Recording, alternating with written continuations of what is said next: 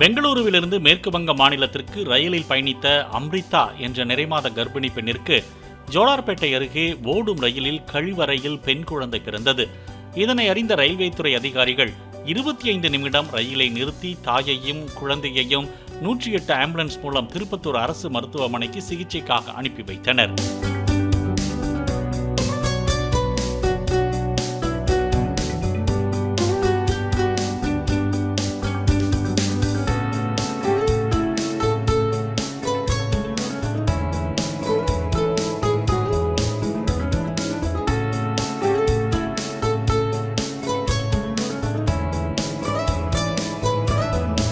Play store மற்றும் app ஸ்டோரில் இருந்து பாலிமர் செயலியை QR கோடு மூலம் பதிவிறக்கம் செய்யுங்கள்.